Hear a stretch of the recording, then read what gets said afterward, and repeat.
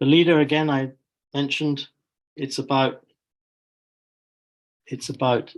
not about the being, because we all want to be, but we don't want to become. And if you want to develop your leadership skills or to create change, either as a leader as such or not, it's about becoming. You've got to learn to become. You can't just be like that. It doesn't happen. Oops, sorry. Here's a famous athlete from Kenya. This was from the London Olympics, I think. Faith Kipyegon. And she is an Olympic gold medal winner. I think it was 800 meters or something of that kind. A runner. And what an amazing athlete. And Kenya, we know, one of those countries. Many African countries have incredible athletes. In London, I guess the Kenyans and the Ethiopians may be the most famous, or the Tanzanians, but many others.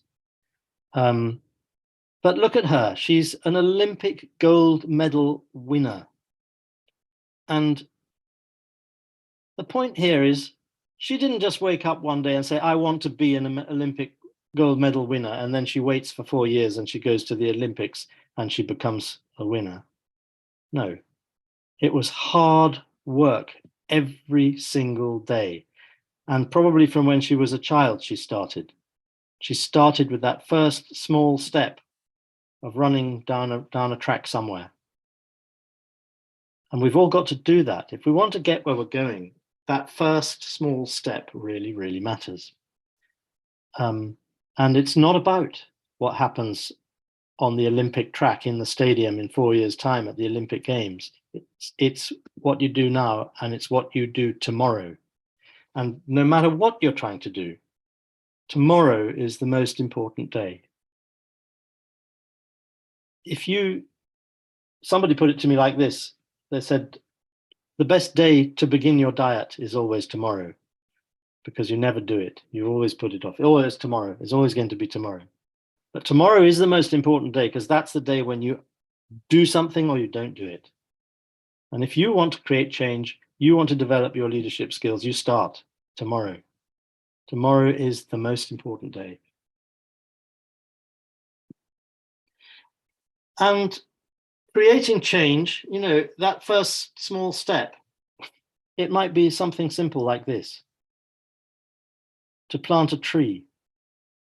And when we plant a tree, how many of us will live to see that tree grow to be like this? Most of us not. Almost none of us. We cannot live to see that tiny little seedling grow to become that. It's not possible. That will take hundreds of years. We'll never see it even becoming a very big tree. And some people say, so what's the point? Why would you plant the tree? Why would you bother? You're never going to see the result yourself. And I would say, and as wiser people than me have said, that is the whole point. The whole point of doing it, the whole point of planting that seed is that you will never see it yourself, but that somebody else will enjoy it in the future.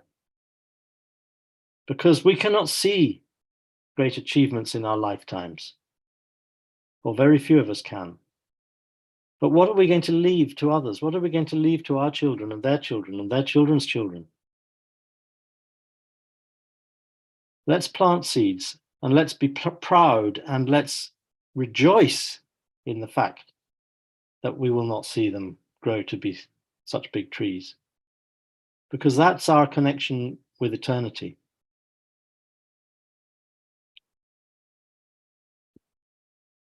And as has been famously said by the Chinese philosopher Lao Tzu, the journey of 1,000 miles begins with a single step. Here's your other challenge. I've given you the squares. Here's your second challenge for this week. What can you change? What's your first step? What's your very, very small first step on your ladder? Keep it small and simple so that it's not so difficult. Find something you can do immediately this week something that you don't need permission for, and something you don't need lots of resources for. It could be something personal in your life, it could be something in your community, in your family, in your school, your university. You choose, but try to find something. And then I hope next week, one or two of you can come back and report, I took a first step. I took that first step. And from the first one, the second one is always easier. It's about being. And I think I mentioned, we all want to be, we don't want to become. But going back to the meaning of life, it's about becoming. The meaning of life is to become what you are.